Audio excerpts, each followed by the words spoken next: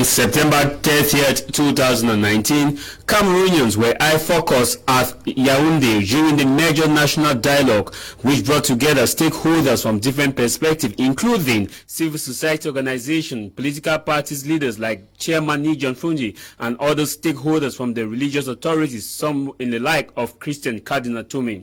The deliberation at the Grand Major National Dialogue were focused on looking at solutions plaguing the Northwest and Southwest region, alongside some internal squabble within the political landscape, and equally the far north region where we have the Boko Haram insurgency. Topping the agenda, which was Anglophone crisis, deliberations were made in such a way that the special status be accorded to the North and Southwest region, though some stakeholders still did not look into it as being a possibility. But however, as democracy will always prevail, majority pointed to the fact that effective decentralization to be at the beck and call, and that the special status will help accelerate the decentralization process, not just within the other regions of Cameroon, but equally within the north and southwest region of Cameroon, known for their specificity in terms of the bicultural and bicultural nature. Regardless of how it all went down into the throat of many Anglophone Cameroonians, it was all centered that the special status will be accorded. The special status was supposed to be backed by the election of the regional councilors, and the regional council election, we were told that after the election, its decentralization will effectively take place, and that those from the north and southwest region will be well represented, and the powers will be given into the hands of regional president. But when we look at the dynamics, especially in recent days in Boya, which was on Friday when the regional president was installed by the governor of the southwest region, and similar situation occurred within the northwest region of Cameroon, where the governor installed the regional president. The question now is, how powerful will the regional president be as far as the commander-in-chief within this region still remain an appointed official, whereas the elected official were told that will have powers more than the appointed officials? Can he who blow the piper stop determining the tune within the north and southwest region? This is House of Commons with me, JAVIS. Happy New Year.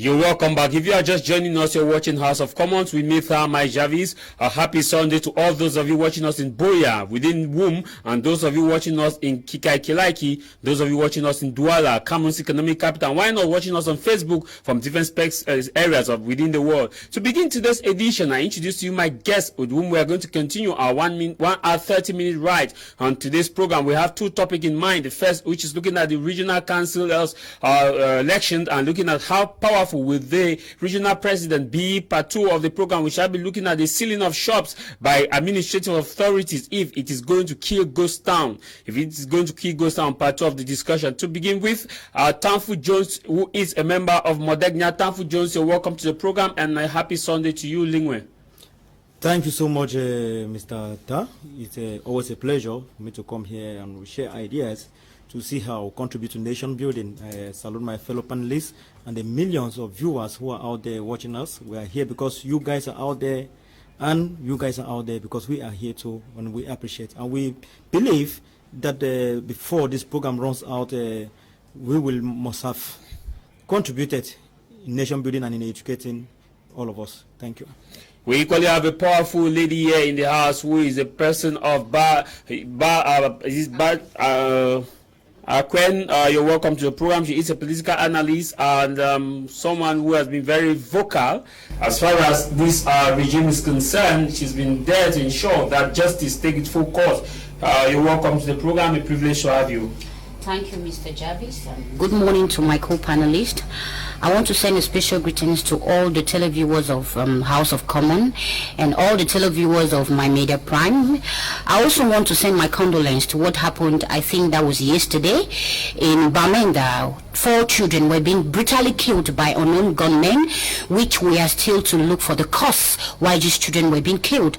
I think that Cameroon is the Northwest and Southwest crisis is really moving to an unexpected level, which is supposed to meant to care for our children or educate our children, but we see that this crisis is really becoming a nightmare to so many. So I send my greetings to those in Bamenda especially.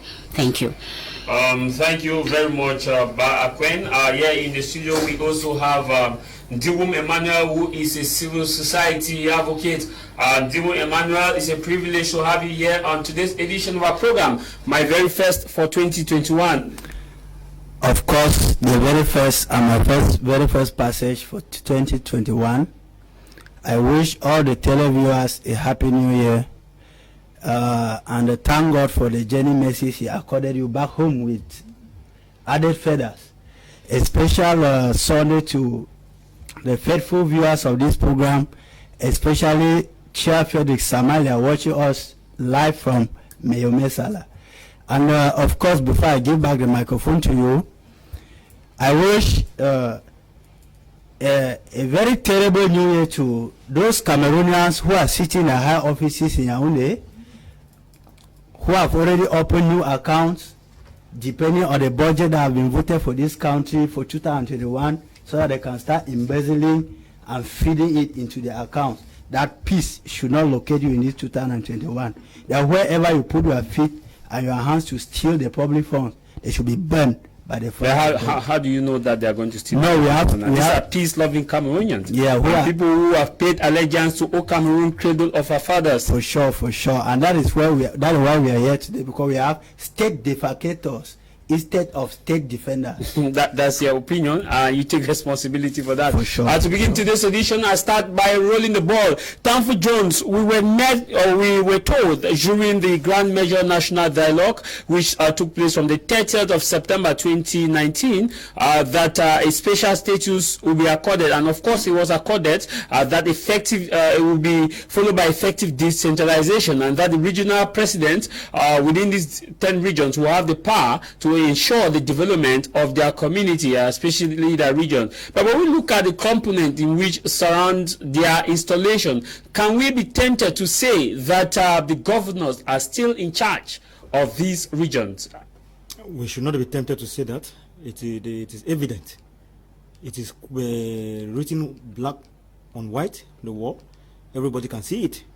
I once said on this very platform that the special status is an empty calabash, and it remains an empty calabash, and it is even showing all that it's not only an empty calabash but a broken empty calabash, because I cannot imagine how somebody who is being voted into office is being installed by someone who has been appointed into office, somebody who has gone through the colonial school called ENAM, comes to install somebody who has campaigned his way into the office. We don't know how free and fair the elections that got the president of the regional president into office, but all we know is that at a certain point in time they had to lobby, they had to campaign, because they were voted by the councilors. So it is uncalled for that somebody whom we think that they should be at the same level of responsibility, at the same echelon, should come again to install the regional president. Come to look at it this way. After the national dialogue, people complained, and they told us that they were going to bring into place the regional presidents, and this regional president will have power and they will manage the affairs of those regions. But unfortunately, what we are seeing is that the regional president will still be there with the governors there. We cannot have two people handling the same affairs of the same region at the same capacities. But could it be that maybe the government never wanted to waste resources by sending someone from Yaoundé to come and install these same persons, and just telling the governor that this government not wanting to waste resources? Have you ever seen when the minister is moving, even for his private visit, you see the convoy? How many billions was being spent at the national dialogue that came out with nothing? Because we are talking about decentralization today, Mr. Atta. This decentralization we are talking about today was brought into light when I was about 5 years old. Look at my age today, and they're still talking about the quick start of the kickoff of the decentralization. But now, TAMFU, the government is saying that it is accelerated decentralization. Accelerated for after about 25 years. When you say the major national dialogue did not hear fruit, we are talking about the liberation of Professor Maurice Kamto. We're talking about the creation of the Special Status House of Chiefs, which is in effect. We're talking about the disbursement of money in terms of the reconstruction of the North and Southwest regions. Can you, for sure, make it say that if we are talking for the disbursement of money for reconstructing what? Houses are being burned down daily as we are speaking. Houses were being burned down in Bamenda yesterday, and they are reconstructing one bullet I see fly in the air. As my co-panelist said earlier, that children were being killed in Bamenda yesterday, and we are talking of reconstruction. And a minister openly came on air a few days ago to say that Mr. Biya has won the war against the separatists. Meanwhile, we know that this war has not yet ended. I don't know how somebody will declare victory before the end of a war. Meanwhile, when I say that the national dialogue yields no fruit, it's given to the point that all what was discussed at the national dialogue was controlled. They were censored. It seemed as if people just called for the national dialogue and had their pre-prepared documents under their cupboards, waiting for the national dialogue to come and roll as per se. And then after that, they just present the resolutions of the national dialogue. That is why we have decided at the national dialogue, because those decisions, they was not represent the national dialogue. If I didn't hear anything like federation coming out of the national dialogue, I will never call it the national dialogue. Okay. And first of all, we ask that if the government should organize a national dialogue, it should be between the two protagonists. What about the idea of the national dialogue? Because two people were fighting. Who are they? How can two people be fighting and then you bring the whole party to come and sit and talk about their own problems? Let the two people come and sit on the table, come to a compromise, and then let the war come to an end. You keep masturbating with people's lives, and every day people are dying, and you deceive people in the name of creating the House of Chiefs. Creating this House of Chiefs, if these representatives of these people who are in the National Assembly, the MPs, of course, who are in the National Assembly and the Senate, and some of them are even chiefs of their villages, they were unable to address this situation in the National Assembly and in the Senate. Okay. They were therefore. We'll be coming back to you, TAMFU. Let me just land, please. If the houses of chiefs are seen and the regional president are the ones to come and solve this problem, I think the Senate should be dissolved, the National Assembly is dissolved, and then the post of the governor dissolved. I think that's for me analysis. NDIWUM EMMANUEL, before coming to AKWEN, we are talking about the regional councilors and the president. We're meant to understand that this structure will help accelerate effective decentralization and will help define the spatial status for those in Northern Southwest who have the divisional representative. When we look at this perspective, to see that the governors installed, the governors of both regions, North and Southwest region, installed the regional president, can we for sure say that the governor is still in charge? Or was it because of the fact that the government never wanted to waste resources by just saying that, okay, since the governors are already within the different regions, they should just install them so that we don't waste resources, because Cameroonians have been complaining about wastage of resources? Mr. Tamai, you see, we have a government that is already used to wasting resources, so that could not even venture as one of the reasons. But before I come to your question proper, my brother said something there, and I was not very at peace with him. When he says it seems like, using the word seems lightens the weight of what he was trying to say. Oh, what do you mean? No, when he said it seems like before going to the national dialogue, they had a pre-prepared agenda. My brother, you have lightened it so much. Before going there, there was a pre-prepared agenda, and there was a remote control in that hall to remote control the brains of all those who are seated there, because they went there for their personal reasons. And another thing he said there, he mentioned something called National Assembly. Is there any National Assembly in this country? I don't think. I want to tell you that National Assembly is a structure that is supposed to control government action. But on the contrary, the government is controlling the National Assembly action. What a paradox. Now, when I come back to your question, no, you know my stand very well. I told you that from the election of 2018 till today, only the legal instruments of this country are holding these people, they're illegitimate. So to me, as a person, I have never seen any election in this country since 2018, which is called an election. Let me remind you that we have the GO, we have the SGO, we have the governor, we have the mayors, we have the councillors, and now we have the regional presidents. This will only give birth to administrative redundancy. And this administrative redundancy will only help so that more funds can be swindled into private pockets. Why do I say so? Who will control who? Because where we are now, nobody knows who controls who. It is very clear that by virtue of the nature of administration in our country, the government is still the overseer of the region. And so to speak, no regional president can overturn a decision coming from the governor. And I want to tell you that we have caught in a situation where if such a thing happens, this regional president risks being arrested. And I explain. You have seen recently how chiefs who are of the opposition are being stifled every day. But why should chiefs be in the opposition if you are talking about? I want to tell. Chiefs are supposed to be apolitical and non-partisan. Let me be succinct with you. There are chiefs in CPDM who are ministers in this country who are even the president of the National Assembly is the Lamido of their police, if I'm not making a mistake. You have Professor Jacques Famdongo, who is the Minister of Higher Education. He's the chief in the South, overall chief. He is on his Facebook page every day talking politics. So that is why I'm telling you that, to resume it all, the regions are still under the wings and caprices of the governor. These regional presidents, they are just figureheads. They have nothing to offer. In fact, they are just there to decorate. When you talk about a figurehead, I want to get this. They have no impact. I want to get this claim. Yes. The government tells you that these members will be elected, and they were elected. The government says they are coming to solve the problem. They are coming to solve problems within the different regions, and that they need to be installed, and they were installed.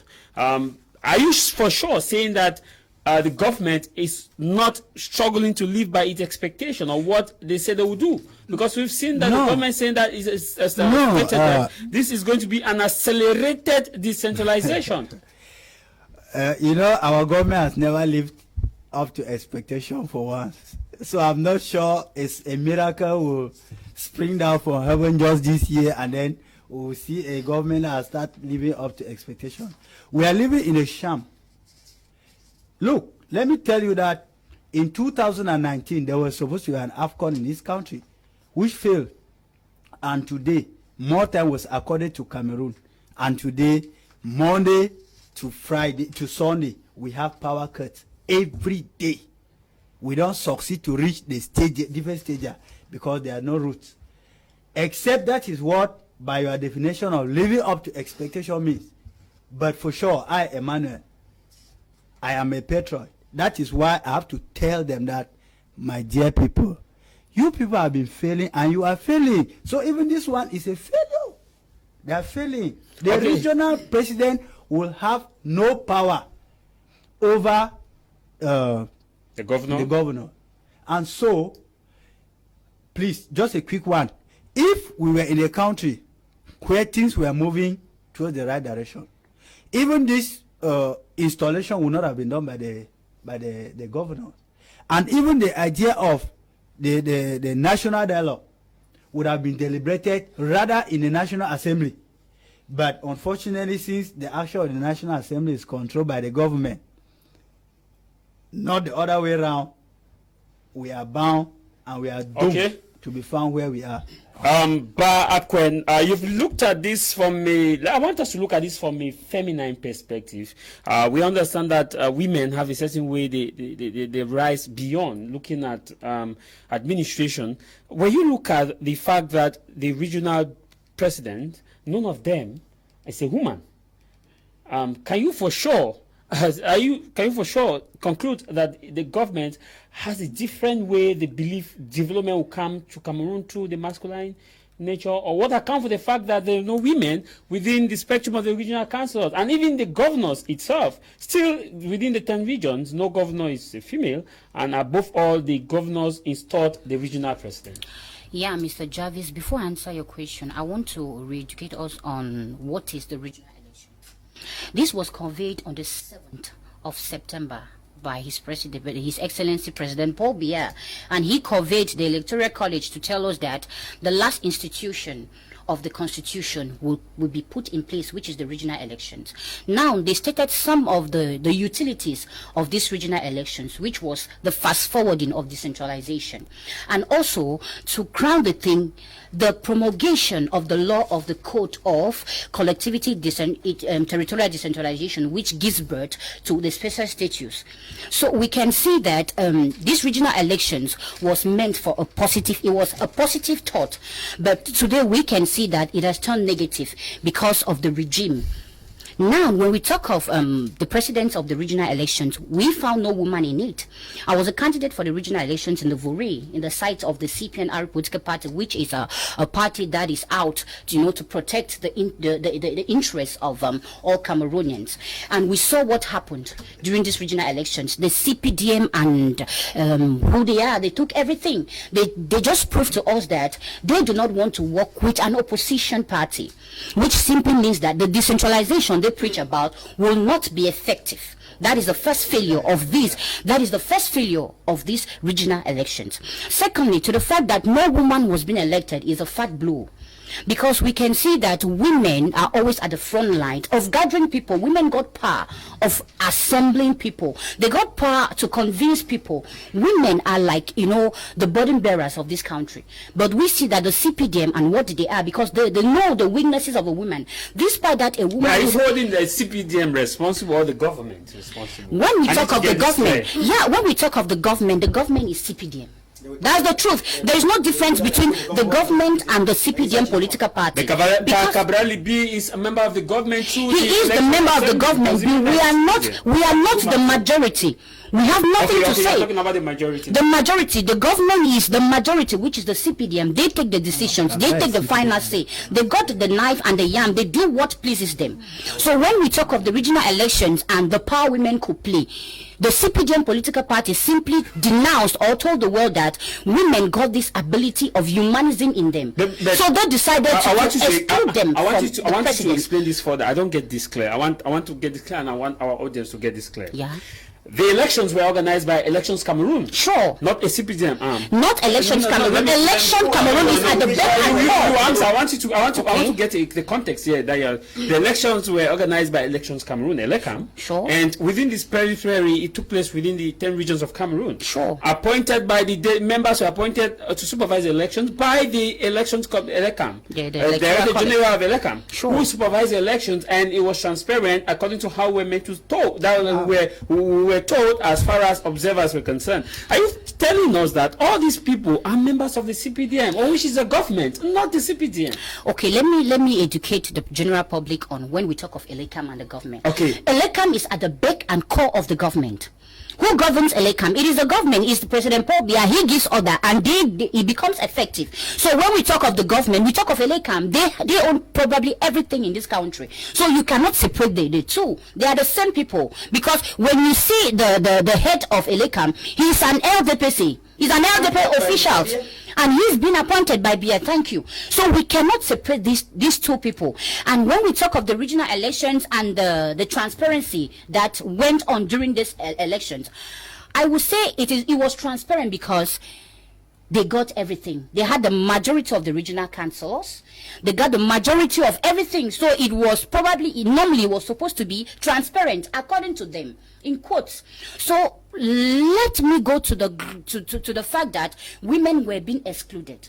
LDPC is a political party that understands. They have been on power. They have been politically aware for more than 38 years. 38 years today. So they know everything. So they decided to exclude women because at one point, a woman will always denounce something that is not good because they have that humanism in them.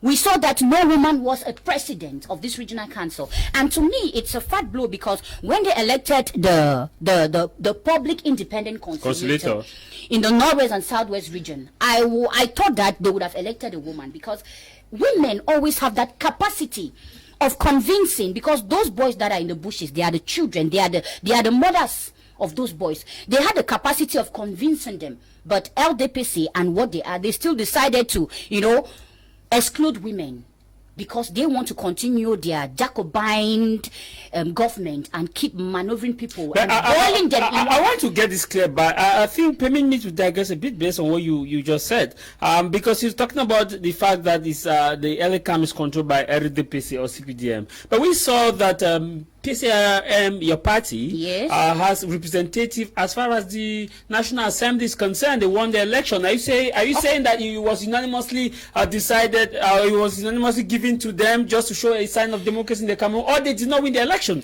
Okay. Because I am sure that they won the election. That's why they are. It means that the LACAM is not a CPDM control committee. Else you are telling us that it was given. I will keep saying that LACAM is at the beck and call of the government, of the regime. Now, the representative we have at the parliament, we merited it. Okay. Even though the government steals, they cannot steal all the time. Okay. You understand? They cannot steal all the time. At times, they also want to let, the public opinion being that it is being transparent or democracy prompts to allow those that merit being there.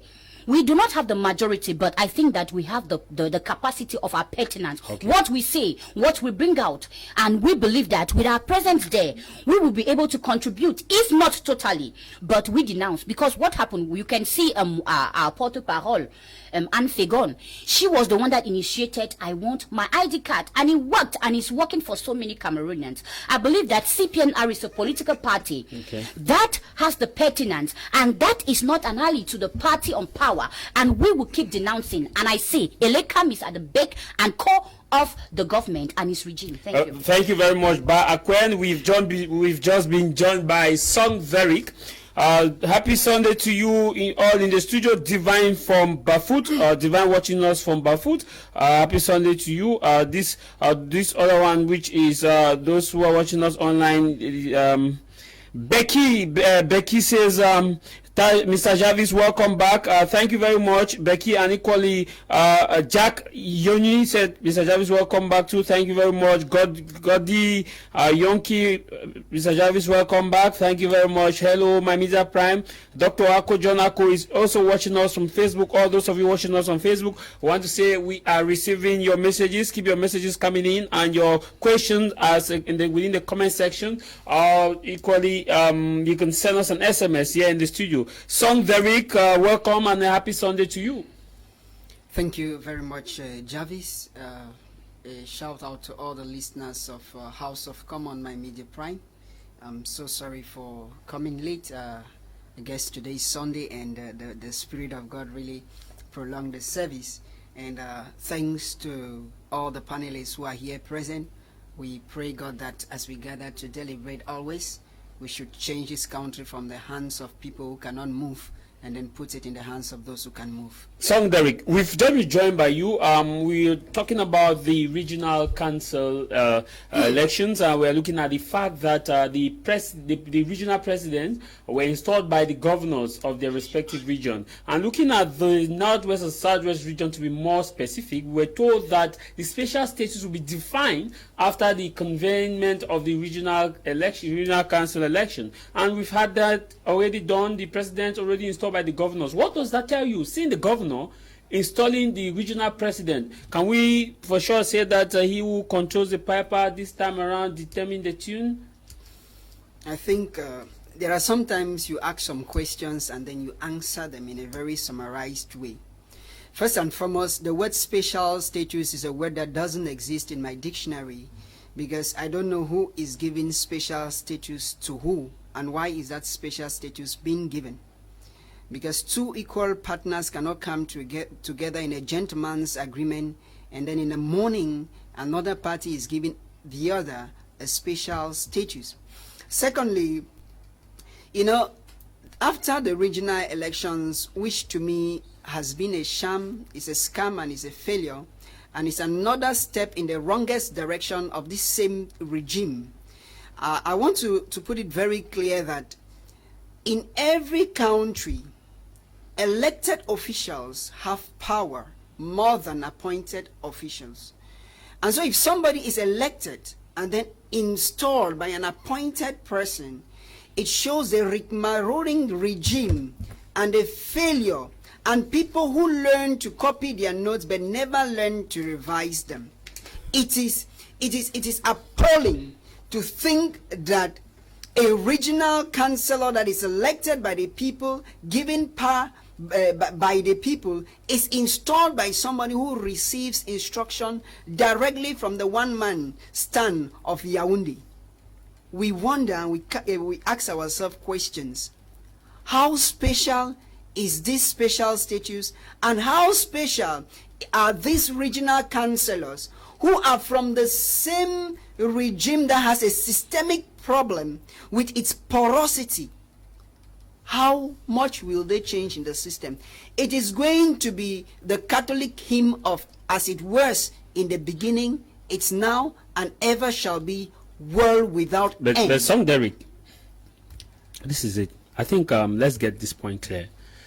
The Cameroon government, through the President of the Republic, articulated that the regional president will have the power to effectuate development within their regions, and they will work with the public independent consulators, who will be the liaison officer between them and the government. And the governor is just going to be the administrative supervisory authority within the region as far as taking care of other issues concerned. Are you telling us that the regional presidents are just a form of window dressing or an appeasement within the rank of the crisis?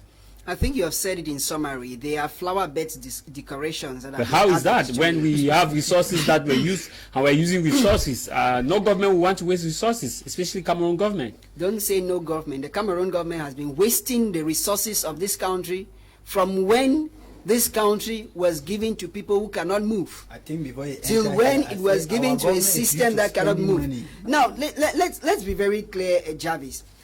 The regional elections and elections of regional councillor is a recommendation of the national monologue that took place in Yaoundé a year after, and nothing has changed.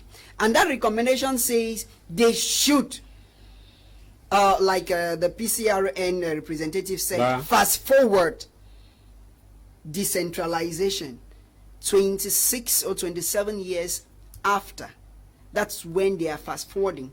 And the fast forwarding of this decentralization is not because the government thought it wise, it's because the blood of people spilled in the street before the government thought it wise to fast forward. Accelerated decentralization. It's another way of playing with grammatic words, thinking that we didn't go to school. But maybe the government will no. Maybe the government will say that, okay, we last time we took decentralization, it's now time, let's rebrand it so that it can be more effective by using accelerated decentralization, because we are seeing that it's actually accelerating with the installation of the regional president. We've seen that with the House of Chiefs already put in place. We've seen that with the public independent consulator. Is this decentralization not accelerated? JAVIS, the litany of the things you are calling are not having an effect. Mind you that the government we have in place is a government that has a way of playing with the reasoning faculty of her citizens.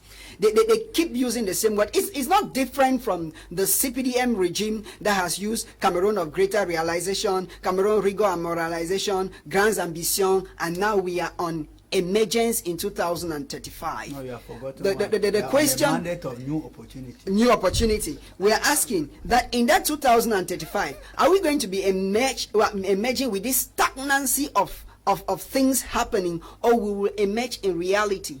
So whatever you are saying about this system, Cameroon, like we will shout to the top of our voices, has a systemic problem.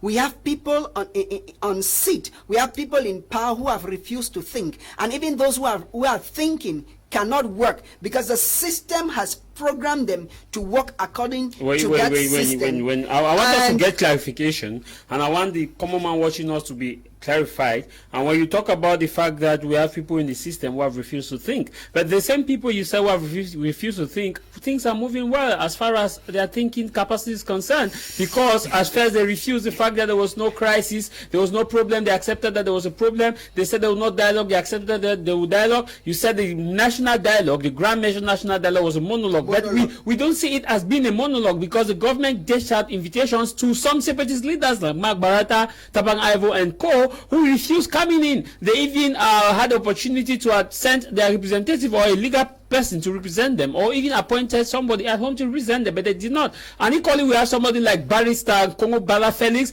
who is a member of the Ban Anglophone Civil Society Consortium, which spearheaded this conflict. We had members like Keremuna, we had members like the Christian Kazinatume, Nijon Frundi, and Padi Asanga. We had a lot of diversities who argued on the context of federation. However, a lot of things were discussed as far as national dialogue is concerned. You're saying it was a monologue. How monologue was the major national dialogue? I'm happy you have a litany of all those failed movements.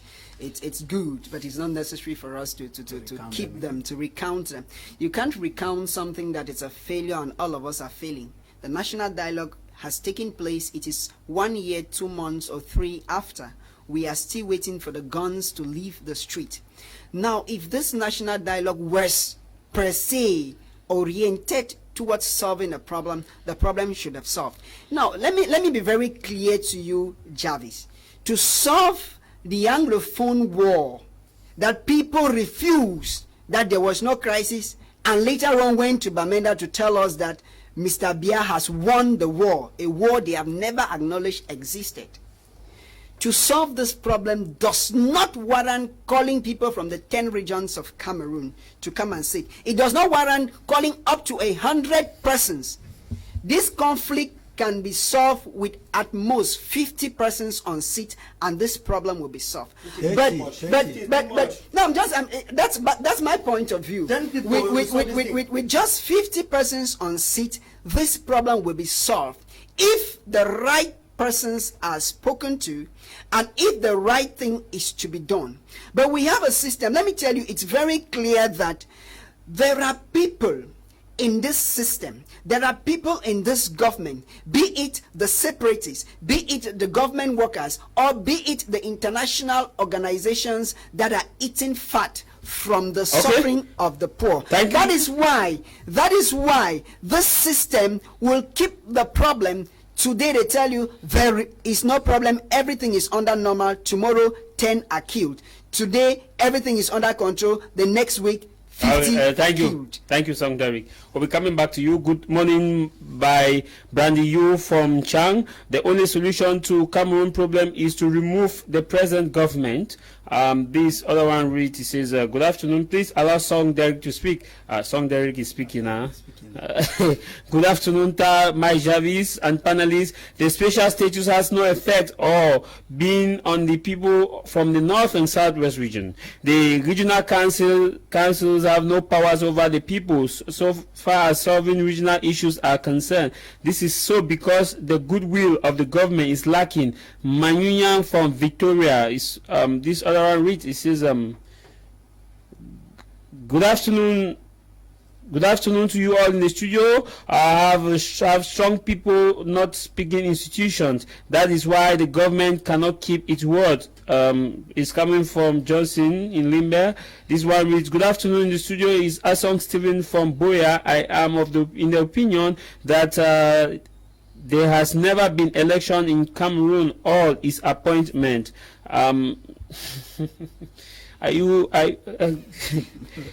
Hello, Javis. I am glad to follow your crew on board. I am Chair Frederick Samalia, writing from Musala. My question comes begging for an answer. Is the so-called special status what the Anglophones ask for? Because I am afraid that the Biya's government have been putting the cart before the horse. TAMFU Jones. Let's go now to the practicability of the regional president. We have the independent conciliators who polices the regional president. And do you think that the governor will still have the power over the regional president when there is an independent conciliator? When you give the governor the power to install the regional president, it's indirectly telling the regional president that you are answerable and accountable to the governor, who in turn sends the information to Yaoundé. Receive that information. So, but when the governor is installing, the governor says, on behalf of the government of Cameroon, the power vested on me, not as the governor of the region I install you. On behalf of the government of Cameroon, who delegated him? He should have told us which, because the government is not a piece of cocoyam. Tell us who delegated you to. If he was sent from the Ministry of the Territorial Administration, decentralization, and look at the, we will have understood that this man is not a politician. I mean, it's not an administrator. You cannot. The minister are appointed, and there's not even between the minister and the governor, because all of them are appointed officials. They are appointed officials, but the minister finds himself over the nation, and the governor finds himself only at the regional level. If you appoint, okay, why is it that they created the House of Chiefs, and then they created the change, baptized, because there's no change anything. They baptized the government delegates into regional mayor, whatever mayors, city mayors. That was the baptismal name that they gave to the government delegates. Why is it that they did not maintain both the government delegate and the city mayors, and now they are maintaining the regional president and the governor? Those are the same thing. So I don't see these two positions necessary in one basket. One should be taken off. This place should stop playing with us. Mr. Song said here earlier that they think that we have not gone to school, that we cannot do this. They are fooling themselves. They are indirectly just, and when you look critically, you even see that those people who are elected are people that we knew earlier. That the same names we keep hearing, the same faces we keep seeing, are the same people who are elected. Which means that at a given point in time, we are tempted to think that these guys just decide to share this country among themselves. That since you are no more in service, you will take this commission and handle it. You will take this position and handle it, so that you will be putting some cash into your pocket while you sit there and do nothing. So I don't think that that appointment or the installation of the regional president will have any impact or solve this political crisis we are facing in the Northwest and the Southwest. Okay. Let me come to you before moving to Bar. When we looking at, I want us to really understand this context very well. The regional elections, the regional president work with the independent conciliators. These independent conciliators are liaison officer between them and the government. You and the rest of the crew, I think you've talked about the fact that the regional president will not have been installed by the governors. Who should have installed them? Because as TAMFU is saying that should be sent from the ministry, the ministers are still appointed by the head of state, commander-in-chief of the armed force. Well, that question, I don't want to put a finger on a precise answer, because you know, we are in a country where from top to bottom has failed. We are in a country where those who govern us do no longer put on their thinking caps. And even those who struggle to put their thinking caps, their brains are locked and their hands are tight. But before I come back to that question, a worry that I want to air out, all these things that are happening, I think we have, what has really killed Cameroon is that because all these things turns around politics. And you know very well that what we do in Cameroon is not politics. What we do in Cameroon is blackmail. Blackmail, insults, create more enemies, more than creating rivals on the political scene. And that boils down to where I'll touch my sister a bit. You know, when she says a woman was supposed to be elected, it gives us a clear view of how this country exists when it comes to election. It means that she confirms in a very nice, beautiful Sunday afternoon that elections in Cameroon, people are not elected. It should have been given to a woman. No, but there are points in the constitution, especially there are constitution list for the municipal election is concerned. You must have a certain level of women representation, and that is a global thing. Gender is more competitive. A certain level that it should be gender sensitive in such a way that everybody is given gender representation. For the woman, we therefore the woman. I have the floor, Mr. Gender representation, which is very necessary. I'm very okay with her idea, but the idea that a woman was to be elected into it, if you diagnose that idea very well, you'll discover that they were supposed to do as they did with the parliamentary election. They shared out some little seats to PCLN, which is not very far from the CPDM. What she's saying, maybe she will answer that, but what she's saying is that a candidate was supposed to come forward from even the CPDM. No, that at least they should elect this candidate. Even if that candidate doesn't win, it shows that the CPDM has women. They are not complaining.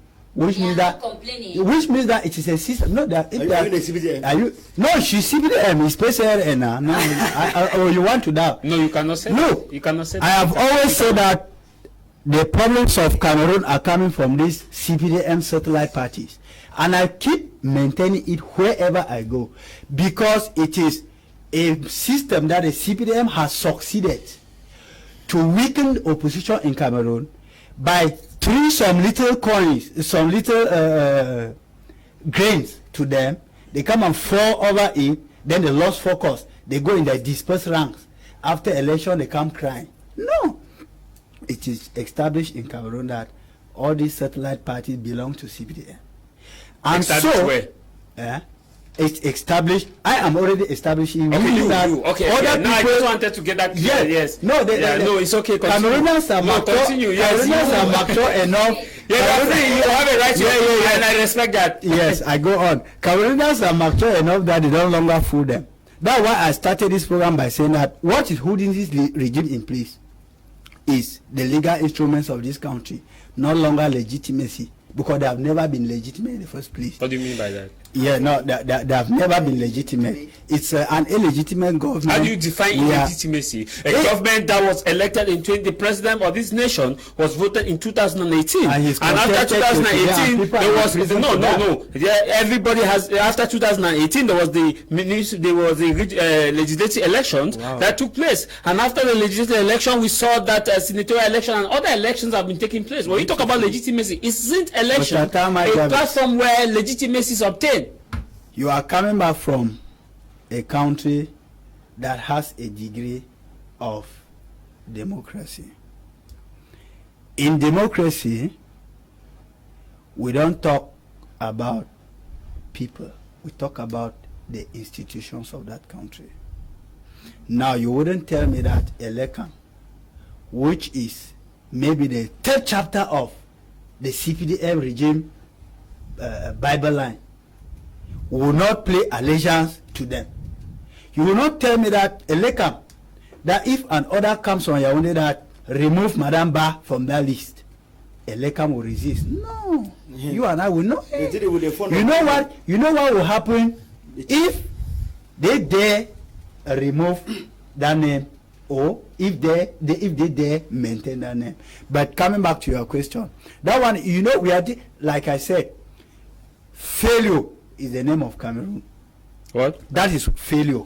That is why we are talking here every day, so that these people, so that these people who have really lost touch with the realities of the world, because I don't think those who are governing Cameroon take example from other parts of the world. If not, they would have changed. Okay, one minister once said that Cameroon has advanced democracy, and that Cameroon democracy will soon be exported to other nations. They have advanced democracy because before elections are held in Cameroon, they know who is going to win. I think that's advanced democracy. That's a definition. And again, you see the people governing us. This Anglophone crisis has even caused most of our ministers to exhaust all their vocabularies. You see ministers stand in public places, tell us how they have been discussing with the voices. Those are the people ruling us. And Cameroon is going down the drain because wrong people, those who know nothing, are put to do everything. Okay, you take responsibility for that. coming back to you. Let me read a few messages that will come to We'll move to the second topic of the agenda. Good afternoon, Mr. JAVIS, and happy Sunday to all panelists. Please, when you name all those that were present in the Grand Measure National Dialogue, I wish to ask if they were there for Anglophone, or the private invitation, because no one sent them to go and carry the flag of Southern Cameroon. And what is the meaning of special status and winning a war when there is no Anglophone problem, and with whom was he fighting the war with? Is coming from Wa Batum from Wum in Menchum division. This one reads, it says, good afternoon, Mr. JAVIS. Okay, I think that one has been read before. This one reads, it says, the major national dialogue has failed just like the League of Nations failed. Another organization was formed that let another dialogue be put in place as UN was formed to replace the League of Nations. It's coming from Ines in Melong. Yes, thank you for your message. But maybe we'll round up this section before moving down to part 2 of the program, that is sealing of shops. I think that is a very pertinent topic that we shall be talking about. But briefly, who should have installed these members of the presidents of the regional council, councilors? Who should have installed them? When we look at the fact that almost everybody here is disagreeing with the notion of the governor installing them. And secondly, you may want to react to what he said as far as your party is concerned, that your party is a satellite party of the CPDM party. How far or how true is that assertion? Maybe let's get that from the horse's own mouth. Thank you, Mr. TAMNJONG. I will start by telling my co-panelists that when you call Cameroon a failed country, it means you two, you are a failure. Sure. We're in the first system. You did not say system, you say failed Cameroon. Yes, Cameroon is a failure. When you talk about Cameroon is a failure, it means we all are failures. Yes. It means you two, you are a failure. Sure. What is your contribution to better Cameroon? What I'm saying here Ask yourself. Your contributions are not constructive. They are not constructive. But instead, you bring me. Let me talk. Your contributions on a table like this were supposed to be constructive, to be able to bring solutions. When you condemn, bring solutions rather than just blowing alarm to make yourself heard. It is not positive from you. And when you call my party a party which is legitimate, a party that has humans at the center, an ally to the party on power, to me it's an abomination. That's the problem we have. That's the problem we have with so many, how can I say, activists in Cameroon. You just find pleasure in condemning things you do not know. Wow. PCRN or CPRN is a political party that has all Cameroonians at heart. We are not an ally to the party on power. Why? Because you saw what happened during the regional elections. If we were part of these people, they would have given us some seats. Let me tell you, we do not play politics of an empty chair. Any Republican party is supposed to take part in elections. Yes, of course. How are you going for a battle and you decide to run away? If you run away from the battle, you are going to fight it another day. It means you term yourself a failure. No, CPNR is a... No, let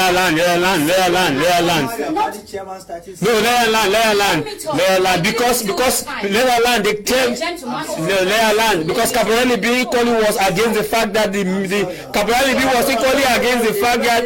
No. You guys should let me know.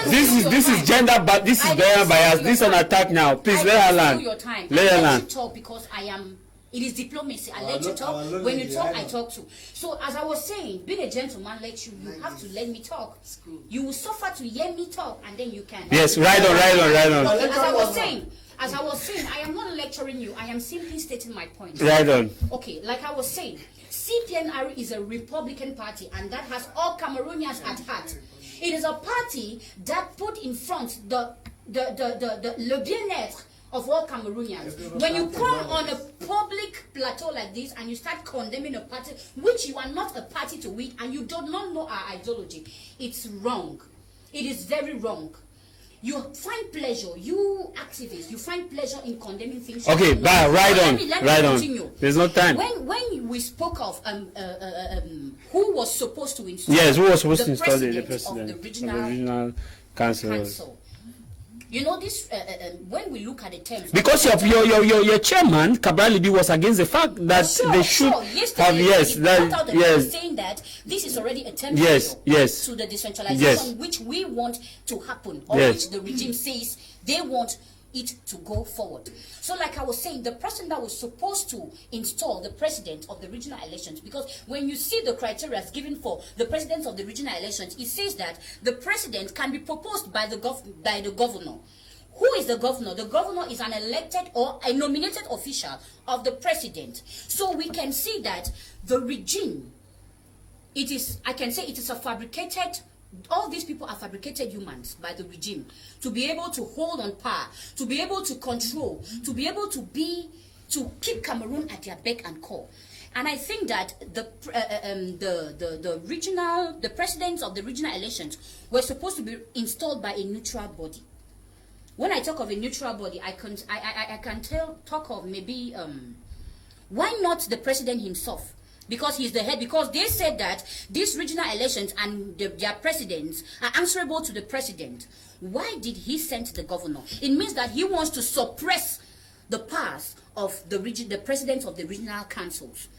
It means that it is a chain. Even though the public independent conciliator, he has no power. The government may say that they don't want to waste resources, because you people have been condemning the government of wasting resources. Now the government want to minimize costs and maximize profits by saying that things are already within the region, just go and install. Can't say jamais. The Cameroon government is known of embezzlement, is known of destruction of our funds, which we do not even have. So we cannot say that they want to. But how do you establish the fact that the government, which is legally represented, legally elected, is known for embezzlement of funds, which they still are fighting hard to alleviate poverty? They are not fighting hard. Let me tell you, all this is politics. If you see a politician who is in prison from the government, just because they said he has embezzled, on appelle ça l'opération Epelizier, it is not because he embezzled money. It is because he has maybe eyed the position of a government official, of the president. That's the thing, it's a political issue. They always say amongst them that, steal my money, do whatsoever you are, but do not try to look at my position. That is the how can I call it? That is the mot de passe of the government. And wait, I want to get this clear. Who brought out that concept? Because Cameroonians are watching. This is a new concept. I'm hearing you and DERICK is confirming that still my money, but don't look into my position. Of course, because you will not tell me that. You will not tell me that. You will not tell me that those that are in prison are the ones that have stolen more than those. There are so many of them that have been known. They continue stealing money. The government does nothing about it. Or the operation PV that was put in place by the president, they do nothing about it. But they're in jail now. The government is fighting. They're in jail. Right? So the government does nothing about it. Embezzlement and all that, they do nothing. So those who are in jail, they were not because of APV? It is not because the primary cause for them being in prison is not that they. Do you work now? Do you work with them? How did you know? I do not work with them, but the reality is still there. I am not close to the regime, sir. Please. Let her land, please. Stop attacking AKWEN, please. I am not close to the regime. As I was saying, it is a reality on ground which we know, because we know so many. Like one of the officials of CRTV, she embezzled money. Has she been put in prison? No. She's there. She walks free and she still breathes air. Freedom of air. She still breathes the air. Why? Because she has not yet targeted the seat of the government. So she still has legitimacy according to Thank you, Ba. We'll be coming back to you. I think it's time good enough for us to move to part 2 of the topic. We'll take on this break, and when we come back, we'll ride on with part 2 of the topic, which is the sealing of shots by government officials. Will this help kill the much awaited or much discussable ghost town within the north and southwest region? We'll be coming back.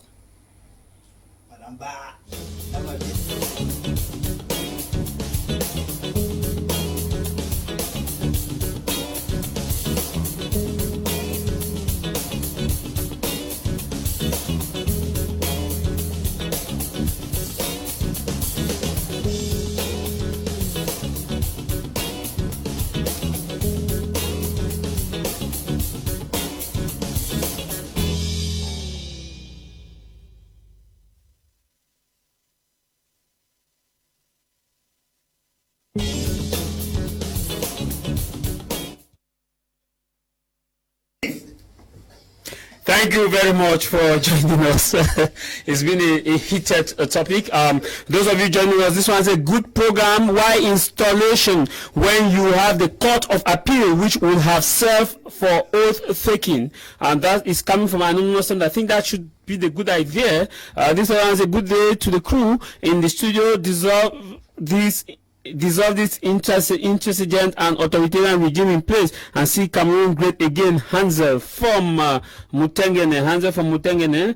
This one, it says, Mr. JAVIS, give the panelists room to air their views. Don't defend the Kwashoko government promises from Bello. Bello, please, I'm giving them the room now. This one says, good afternoon. The Major National Dialogue has failed, just like in League of Nations. I think I will move now straight to part 2 of the program. Part 2 of the program, which we are looking at the sealing of shops as far as North and Southwest region is concerned. But this one says, wow. I'm so happy to see you back, Mr. JAVIS. It is Annabelle from USA, California. All your panelists are very intelligent. The voices in the bushes with the girls will soon come out. Happy Sunday to you. Thank you very much, Annabelle. We want to say that we respect your view and you take responsibility for your SMS. TAMFU, I begin with you. We are looking at the sealing of shop. The late Lord Mayor of Boya, Ekemapachi Kesuya, tried that and probably still was not effective. We are in where you are coming from, the Ndonga Mantu. We saw that a communique was circulated by one of the divisional officers there that the mayor goes and seals shops until these people are ready to denounce Ghost Town and stop respecting Ghost Town. How effective will these measures be? The mayor of Boya started it, and it's not yet effective. You are using a light language to defend, to describe something that is a failure. He tried and failed, and anybody who followed the same route will end in the same result, because we end up failing. Let me not say that, people translate in their own way. So what am I saying here? In Kambe, there's no problem in Kambe. So far, when if we talk about mayor and local governance in Cameroon, Kambe is somehow quiet. I have been there. I have seen the mayor, and I was opportune to talk to the mayor of Kambe, and the people of Kambe are happy with the mayor of Kambe. I even saw him went to a village. His name is Shemusa Mfo. He went to a village where the teachers are they disappear from the schools, and he said he will employ teachers from his pocket, put them in school so that they teach while waiting for the government interference, while waiting for the government to come in. You see somebody who has his population at heart, making sure that we have seen he have opened Kambe with the help of the Kambe MP, Mr. Honorable Ngala Gerard, who is working too hard to that way, building markets. Now, when we look at the other mayors who seal shops, I was in Bamenda, and I was shocked to know that the mayor of Nkwen, Bamenda 3, came and sealed shops in the Nkwen market. I was beginning to ask myself questions. This same Nkwen was the same place that started disrespecting Ghost Town. Things were regaining normalcy there gradually on Mondays. It's the same place that the sealing of the shops started. I was tempted to think that maybe there's an agent provocateur somewhere who sees the beginning of light coming, and he looks for every means possible to quench it. If not, how will you explain it? That other parts of Bamenda where they still respect Ghost Town, nothing is done there, they don't see shops there, and you who are beginning to disrespect Ghost Town, you are the same person who sees shops to make the life of the people miserable and bring anger upon the people again, so that they will not become more radicals. I think that this Ghost Town thing, if I should have a say, will disappear without anybody fighting it. It will disappear alone. Because even when it started disappearing alone, in Kambe, what did they do to make Kambe? I think if not in Du of recent, if not in Du, but the mayor was told to seal shops. It should be in Du. Because the mayor was told to seal shop by the divisional officer because these people have been respecting Ghost Town. And Do, as we speak, they respect Ghost Town. Yes, the mayor was asked to seal shops. Now, how effective is that measure going to be? The measure will not work. It won't. Look, I have said it times that number that until a mosquito lands on your testicles, they will understand that it's not all problems that are solved with the use of violence. You must not use force to solve all problems. These problems are very delicate in such a way that if you use force, it may carry your head away. So what if I were a mayor, Mr. Tama? I will ignore and tell the people of my constituency that, look, this ghost town thing is good. Let's maintain it. But on Mondays, which is ghost town, since we are not going out, instead of sitting in the quarters, drinking and discussing what is not useful, let's try to open and develop little roads in our quarters. Community work. Organize it that way, maybe the people will start coming out gradually. If you think that it's by stealing shops, because first of all, experience shows that those whose shops were being sealed and who opened the shops because the government authorities or the local authorities pushed them to open the shops, they were being attacked. Then after, or even had their shops burnt without any authority or any government official coming to their rescue. So you cannot expose these people's business. Do you think that there's any businessman who will let you leave his shop closed? Who wants to maximize profit? Business people are out to maximize profit. They make sure that they use the least opportunity they have to make money. If they can leave their shops closed, it means that there's something that is above them. And secondly, I was in Bamenda and I spoke to some of these business guys. I don't want to be calling names.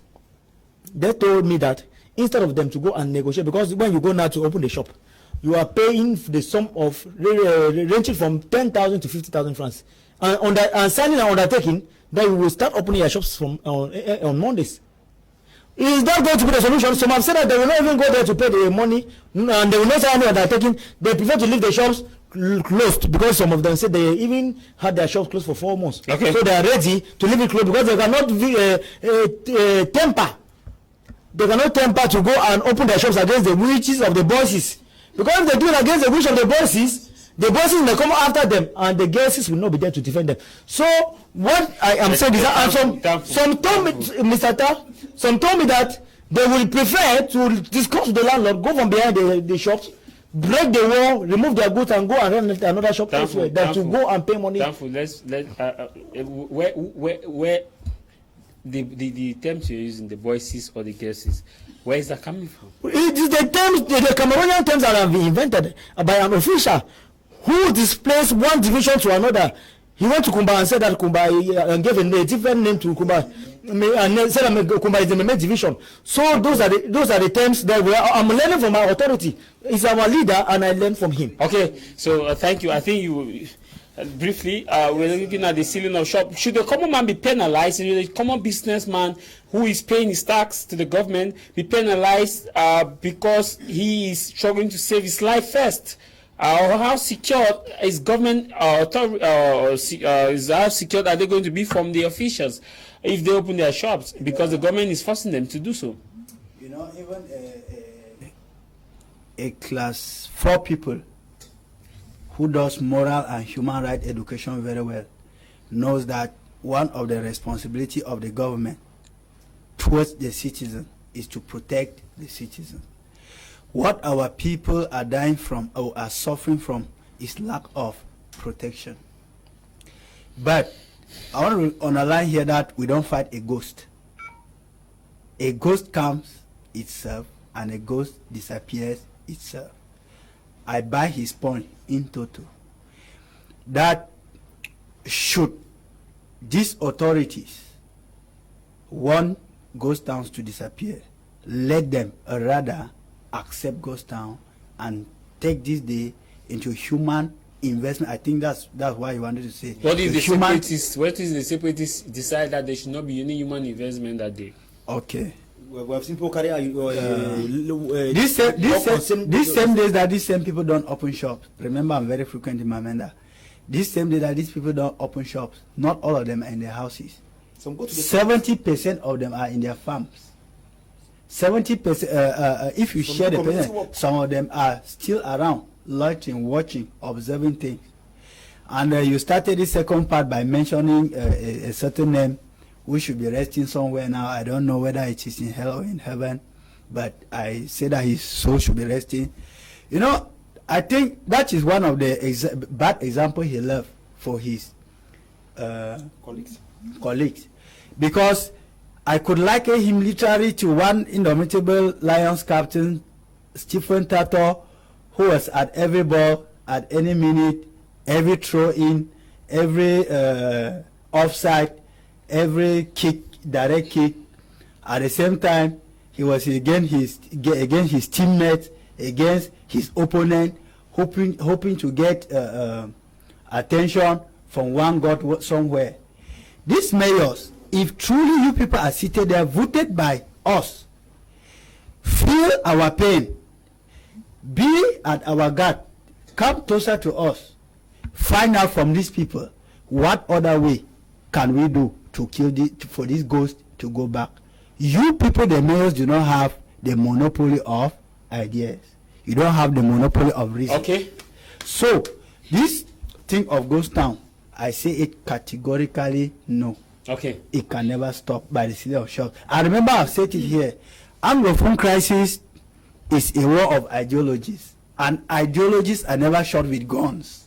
Ideologies are always subdued by other stronger and better ideologies. So that is what people should be doing now. Not keep drawing the ropes every day. Okay, I'll begin with you, AKWEN, or maybe I come to you first. Derrick, let me come to you first before coming to AKWEN. A mother in Bamenda stood up and said that the councilors, the mayors have left their offices and are working somewhere because of insecurity. That is the same people they are running from their offices and working elsewhere. Is the same persons that is responsible for them to close their shops. That they should begin by first of all looking for those people and solving their problems, so that they too will return to their problem. How do you run away from Mr. A and you expect Mr. C to open the shops and stand against Mr. A that you are running from? How possible is that? The bosses. I just quoted the woman who said that tell them that what they are afraid of, what is pursuing them out of their offices, is the same thing that we are afraid of. Madness is when you do the same thing over and over and you expect a different result. That is madness, according to Albert Einstein. Yes, Einstein. When you put it, you do the same thing over and over, but you want a different result. You will understand something, that if people are afraid of some certain people and they are running away, we have DOs who are working from Yaoundé, we have mayors working from Yaoundé, we have SDOs working from Yaoundé, we have MPs working from Yaoundé, funds and chiefs who are controlling their constituencies from Yaoundé. And you are asking the question is, why is it that? The reason is very simple. We have people that we have put in power that are using us like shields. They use us like shield to achieve their egoistic tendencies. They use the people like gun proofs to test the waters. They want the people to open their shops to see if the actions that was in the beginning can still occur. Then they measure the degree of change. That is what is happening. That is the system we have in place. That is the people we have, that we have given them a bit of our power, and they are using all their own power to subdue us. Remember, I will always say it, and I say it without mincing word, that our leaders have just received a bit of power from the people. Actually, our leaders are not really to be leaders. It is the people that are the leaders. And those people we have put in offices need to listen to the cry of the people. JAVIS, we say it here repeatedly, and we are saying it again, that the problem we have, what we are dealing with is not the problem. What we are dealing with is the effects of the problem. Simple basic marketing will teach us that in order to solve a problem, you should identify the problem. But the government has identified that. The government says that they have created the National Bilingualism Commission. They have created a disarmament, the demobilization center. They have allocated 2 billion subvention to lay private teachers. They have redistributed teachers in their respective region. They have formed now a common law at the ENAM. They have organized the Grand Measure National Dialogue. They have created the special status, and they have organized regional councils election. And these are measures the government will tell you that they have implemented. Are you for sure telling us that these measures are inadequate or still much need to be done? The formula of looking for the area of a triangle is half base times height. When you use length times width, it gives you the rectangle. It gives you the formula of a different thing. The government is giving paracetamol to people who are suffering from chronic diseases. And like I will say it clearly, if we don't solve the problem, like the international world, the intellectuals of Cameroon has advised us that we should handle the root causes of this problem, we will keep suffering from the effects, and then we will keep solving the symptoms of the problem. JAVIS, let me land. Don't force me out of. We are running out of time. I know we are running. Let me land. This is the first time I'm talking a little longer. We will keep solving, attacking the symptoms, and the problem will keep eating deeper. JAVIS, let me be very clear with us. If the Anglophone problem is not handled, and a round table discussion of gentlemen without any higher or lower authority to sit down on a table and discuss the way forward of this country, we will realize that we will go round circles. Because if you are married to a woman, love making is automatic. The day you force your woman to bed to make love is called rape, not love making. Cameroonians are raping the other parties. Good afternoon, Mr. JAVIS and everyone in the studio. The mayors in the northwest and southwest region are not serious. They want to sacrifice the lives of their people in the name of struggling to stop Post Town. Child Clinton Ekonyang Berry from Douala. This one reads, it says, my name is Tambis. Greetings to you all panelists on board Mamita Prime. Those business premises were sealed by the divisional officer of Bamenda 3 and not the mayor. The mayor never took part in such. Thank you very much. This one reads, it says, greetings to the team. It is laughable how our government will be using her citizens to fight separatists. It is simply show how irresponsible the government is. They simply don't care about the common man.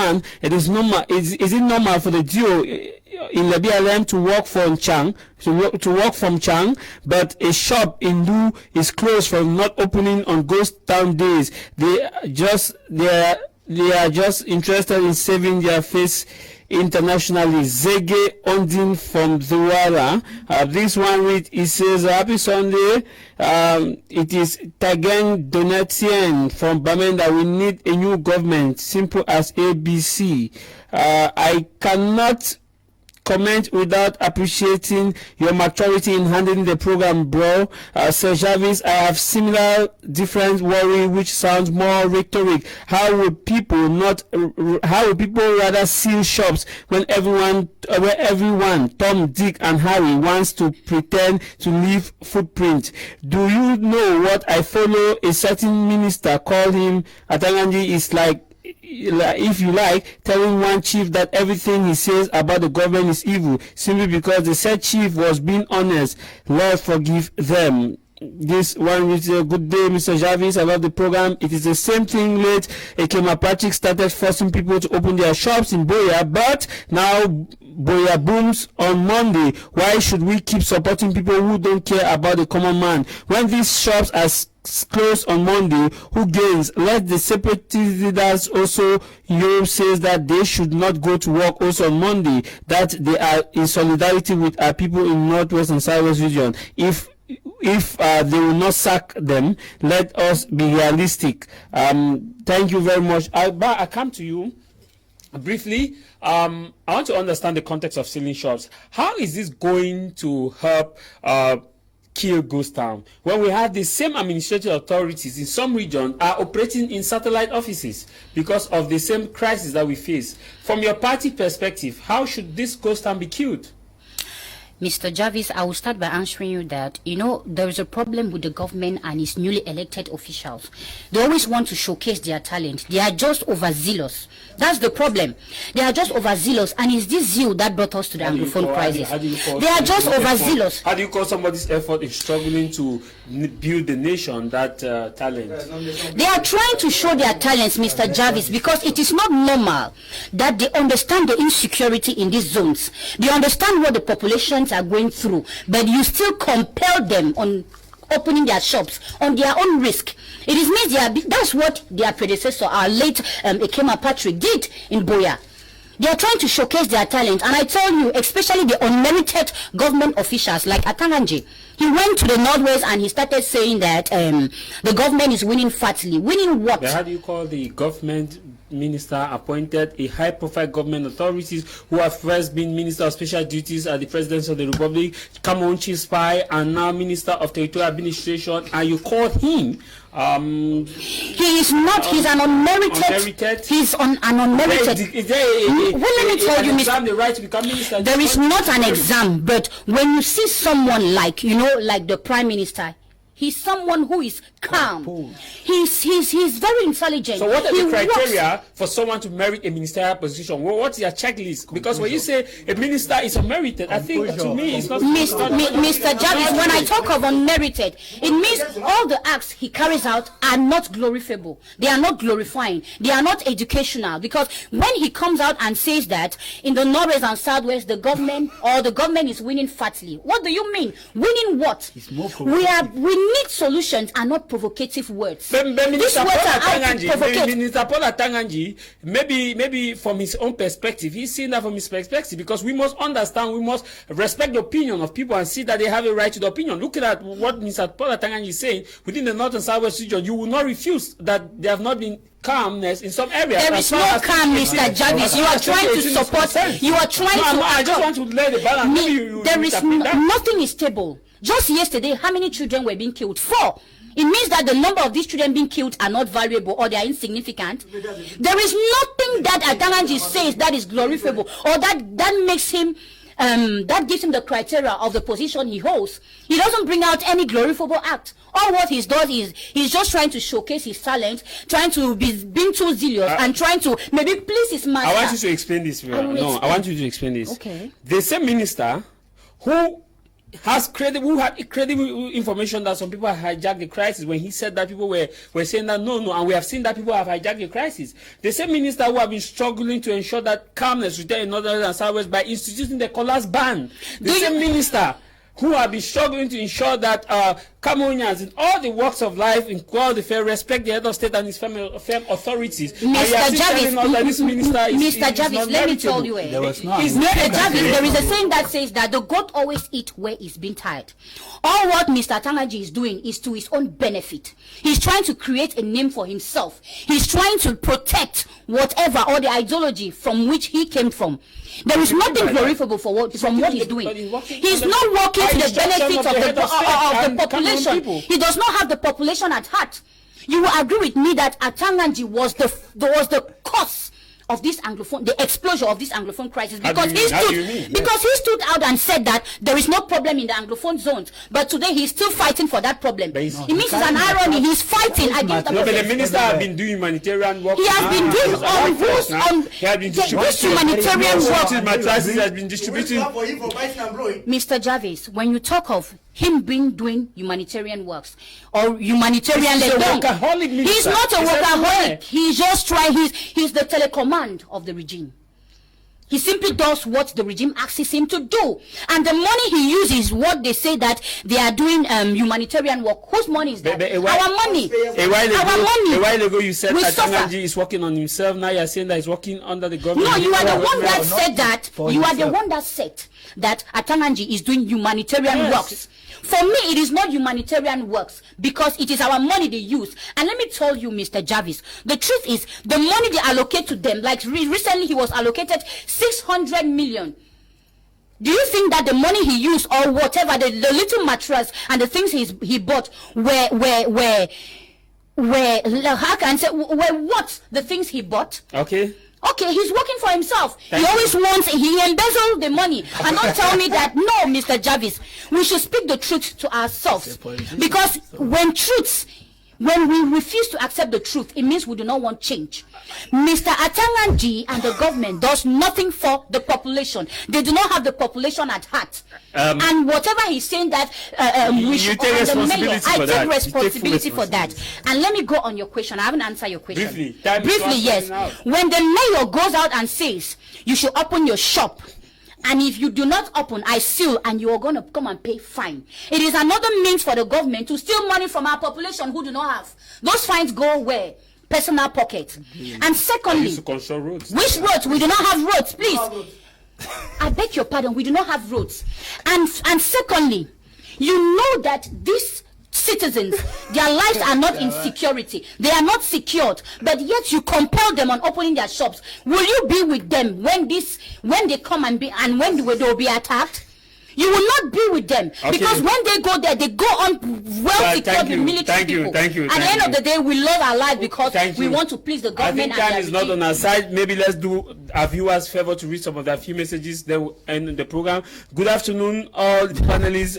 My question is Boya Council limited to seal stores from Boya Town to Moliko and the rest of Moya, My 16, My 15 not controlled by the council because they seal part of Boya and leave out others? Should the council not John?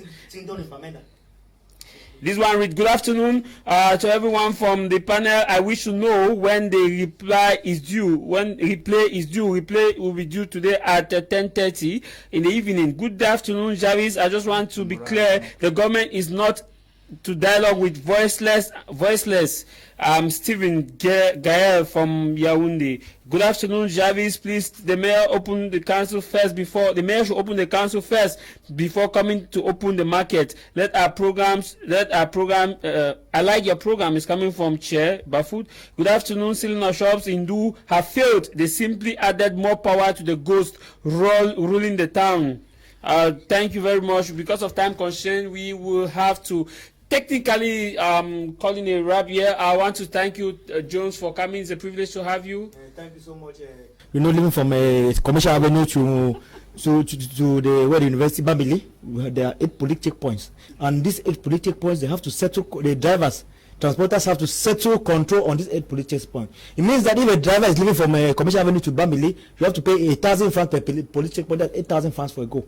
That makes life very difficult for the population. So thank you very much. It's a privilege.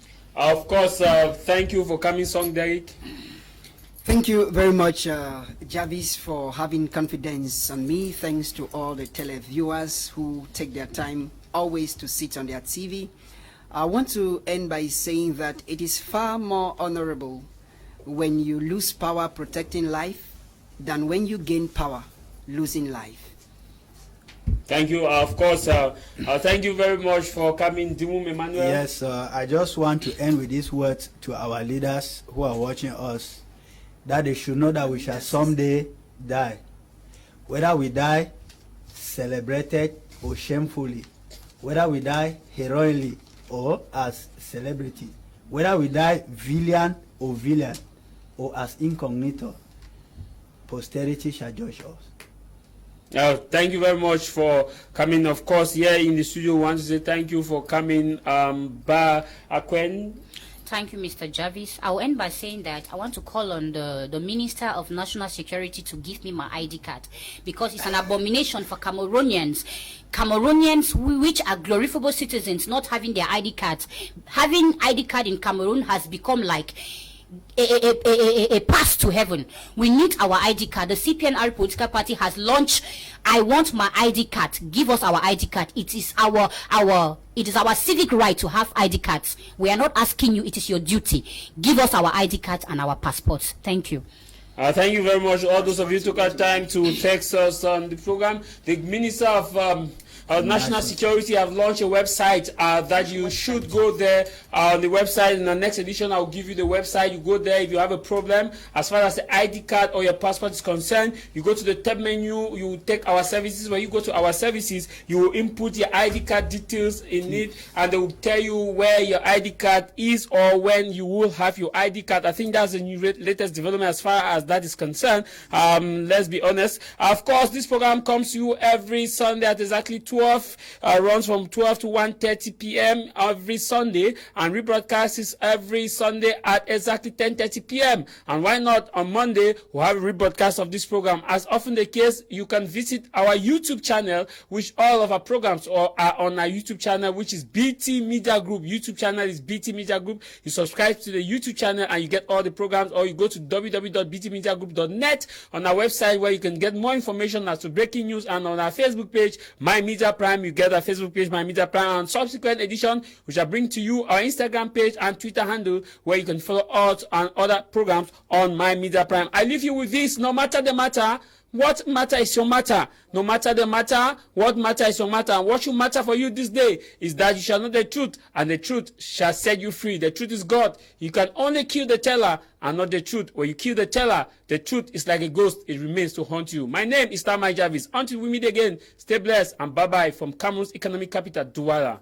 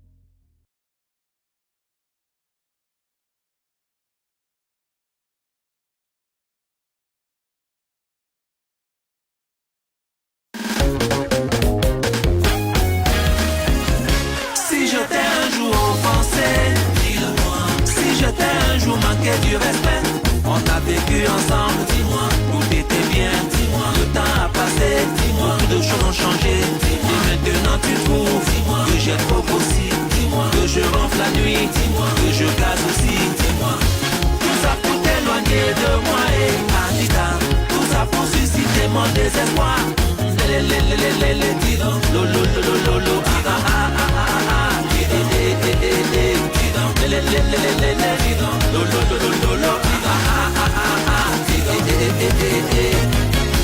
je croyais qu'on était ensemble. Je croyais qu'on était ensemble. Je croyais qu'on était ensemble. Je croyais qu'on était ensemble. Chan chan, tu déconnes déjà.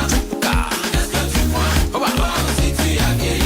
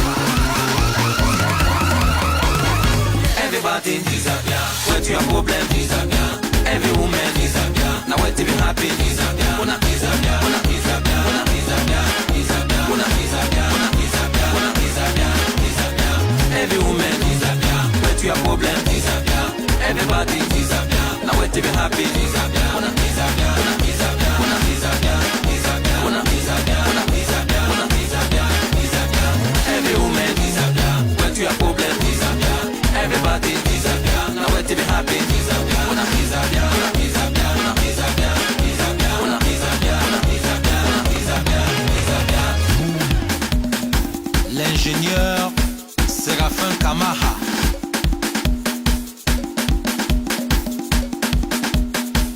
Sa Majesté Kamga, Unkam à Oran.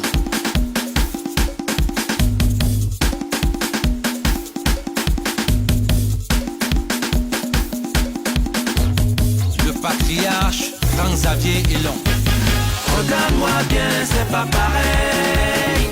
Regarde-moi bien, c'est pas pareil. Je m'efforce encore d'être jolie. Puis mets-toi alors, tu te négliges. Regarde-moi bien, j'ai pas changé. Regarde-moi bien, j'ai pas changé. Mettons nos égos bien à côté. Asseyons-nous ensemble et discutons. Regarde-moi très bien, regarde-moi très bien. Regarde-moi bien, j'ai pas changé. L'arrangeur international Dani Mwanga.